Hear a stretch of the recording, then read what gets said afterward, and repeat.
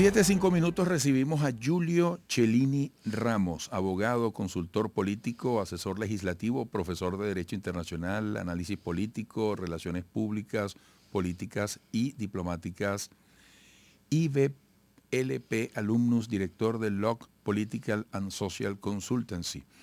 Giulio, siempre es un gusto tenerte por acá, sobre todo por tu capacidad para hacernos entender lo que debemos intentar entender, y en este caso el tema es el cumplimiento de los acuerdos de Barbados. Primero entender cuáles son esos acuerdos y qué es lo que nos puede interesar en este momento para entender qué incidencia, qué puede estar pasando con esos acuerdos que tengan impacto en la dinámica política de los venezolanos, en el interés de todos nosotros. Sí, en primer lugar, Eduardo, siempre un privilegio conversar contigo. Gracias. Y ya en segundo plano, fíjate, Barbados es, o la firma del Acuerdo de Barbados es la respuesta o la consecución de años de intentos de procesos de negociación en procura de conseguir, fundamentalmente, Eduardo, en primer lugar, un mecanismo de coexistencia entre los distintos actores políticos que hacen vida en el país y que por 2 décadas por lo menos han estado enfrentados en un problema realmente existencial, básicamente.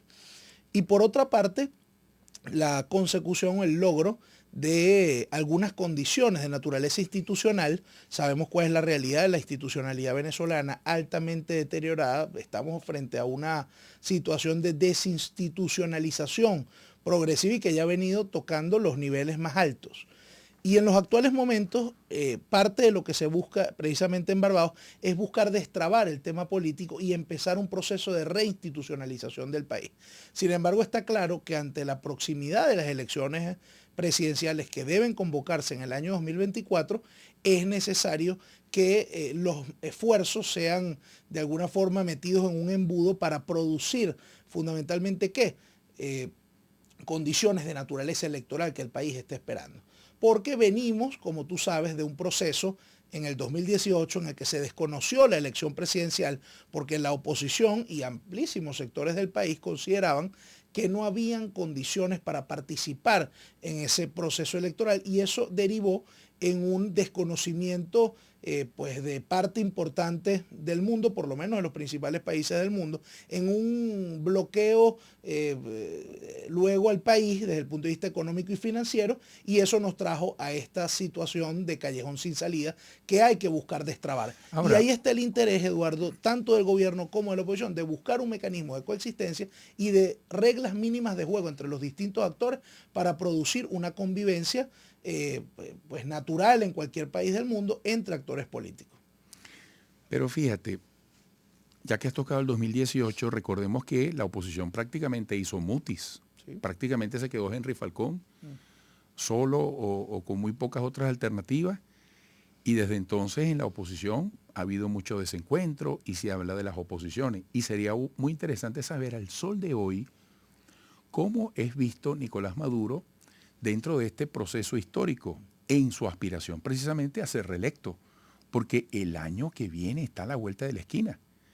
No sé qué tienes que decir al respecto en torno a las necesidades que tú has descrito, que plantea el cumplimiento de los acuerdos de Barbados, que es la continuidad que nace por allá en Noruega, pasa por Dominicana, por México, y que nos tiene en pos de eso que tú has dicho, la posibilidad de coexistir, de convivir, de reconocernos, de dialogar. Mira, Eduardo, la realidad al día de hoy es que todos los actores políticos del país, inclusive aquellos que llamaban a la abstención y que decían que en dictadura no se vota, hoy están de acuerdo en que hay que ir a votar. De hecho, la candidata presidencial de la oposición, Eduardo, era la persona que más planteaba que en dictadura no se vota. Qué bueno, porque cambiar de opinión siempre es válido y es positivo y hay que reconocerlo, que al día de hoy esa persona se ha convertido en la candidata de la oposición y está dispuesta a participar. Pero esa participación efectiva... Que tú estás citando la palabra dictadura en función de lo que decía la candidata. Sí, por supuesto. No es una posición tuya. No, yo tengo, y creo que lo hemos hablado muchas veces en este programa, una opinión con respecto a la naturaleza política del gobierno que no necesariamente es eso, pues, o que en definitiva no lo es. Pero bueno, eso inclusive tiene un plano académico para ser discutido. Yo lo que quiero decir es que quien decía eso hoy se convierte en la candidata presidencial o sorpresa y decide participar con todo con toda la fuerza y con todo el empuje. Pero eso requiere, Eduardo, la construcción de garantías electorales. La construcción de un camino que pasa necesariamente por una negociación política que derive en condiciones que el país esté esperando y que la comunidad internacional esté esperando. ¿Qué es lo que quiere qué es lo que quiere el país? ¿Qué es lo que quiere la comunidad internacional? Una elección competitiva, donde la oposición pueda participar, donde la oposición tenga un candidato o una candidata que pueda participar y que pueda tener condiciones para hacerlo efectivamente, Ahora, para desenvolver una campaña. Es posible saber por dónde va esa negociación política.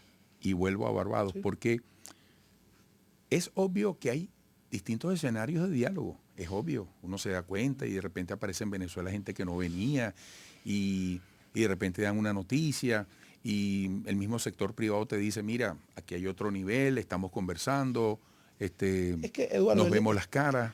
El hecho de que las cosas no se digan, de que todos los días no estemos recibiendo una noticia con respecto a los avances del proceso de negociación no implica que no estén pasando. A todos nos sorprendió, pues de alguna forma, la rapidez con la que ya se firmó un acuerdo en Barbados, ya escrito, ya definido entre las partes, y eso fueron meses y meses de negociación privada entre cada una de ellas que deriven esa firma del acuerdo y que ahora el desarrollo del acuerdo ya ha tenido un primer paso, que es la concepción de este protocolo que fue propuesto por el gobierno en conocimiento tanto de la oposición como de los Estados Unidos y de Noruega, de un mecanismo para que la situación más compleja de cara al proceso electoral, que es la de los inhabilitados, se pueda resolver, o por lo menos hay una llave, una puerta para iniciar un proceso de revisión de los derechos políticos de los candidatos que se encuentran en situación de inhabilitación.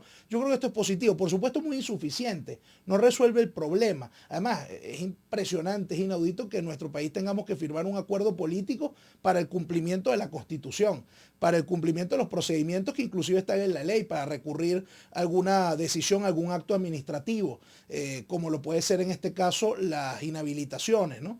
Entonces, pero el punto es que hay un camino, hay una puerta, hay unos plazos y esperemos que estos plazos se cumplan como está previsto en el propio protocolo emanado por el gobierno venezolano, pero que lo puso de relieve Noruega, con los principios de celeridad, de eficacia que deben regir al Poder Judicial. Entonces, ojalá que prive la sensatez. Está claro que en nuestro país, si no hay un acuerdo político en torno a ese asunto, no va a haber pues respuesta por parte del Poder Judicial. Yo me imagino que en estas horas los propios candidatos que pretenden acudir al Tribunal Supremo en el marco de ese protocolo estarán también pujando a lo interno, pues lograr una aprobación política sin la cual, insisto, no se va a producir un resultado judicial. Pero bueno, ahí es donde están los esfuerzos, ahí es donde se tiene que trabajar. Entonces, el acuerdo de Noruega, de Barbados, pues que bajo el mecanismo de Noruega, sigue vivo, está vigente, hay que defenderlo, pero es importante seguir promoviendo precisamente un clima favorable a la negociación que derive, Eduardo, en condiciones electorales en que el país pueda tener una elección libre en el año 2024, competitiva, con participación efectiva de la oposición, con el reconocimiento de todos los sectores del país y de la comunidad internacional. Que además será interés de Nicolás Maduro que ante el mundo se planteen las mejores condiciones posibles en pos de la proporcionalidad del reconocimiento del que él querrá gozar en caso de ganar.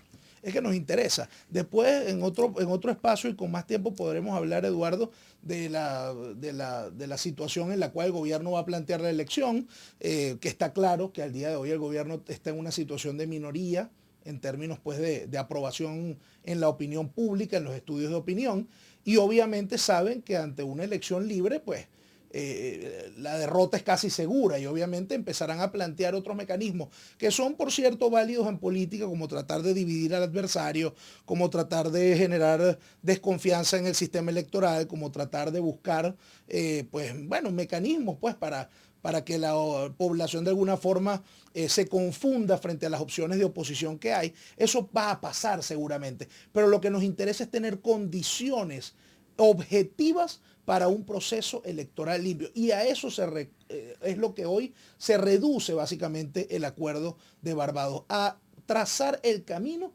para tener una elección competitiva. Y para eso hay que resolver algunos temas, la situación de las inhabilitaciones, la situación en la que se encuentran algunos partidos políticos en manos de dirigentes diferentes a sus naturales, la situación pues de la observación internacional, la situación de la apertura del registro electoral más amplio en Venezuela, porque hasta ahora es bastante reducido y limitado, pero también en el exterior donde hay una gran cantidad de venezolanos. Entonces, bueno, hay unos temas que tienen que ser trabajados, que esperamos que estén siendo trabajados en este momento, al menos privadamente, y que se puedan ir consiguiendo logros efectivos a nivel de la negociación de Barbados con respecto a estos temas. Bueno, Julio, como siempre interesante escucharte, gracias y pronto volveremos a conversar, quizás incluso antes de que termine el año, que está a la vuelta de la esquina. Sí, así es, ya nos preparamos para viene eso. Un 2024, como lo has descrito, muy demandante. Un fuerte abrazo. Vas a tener que hacer 2 programas diarios, así Eduardo, en el 2024. 4 horas. Bueno, un gusto siempre. Gracias. Julio Cellini Ramos, abogado, consultor político, asesor legislativo, profesor de Derecho Internacional. Volveremos.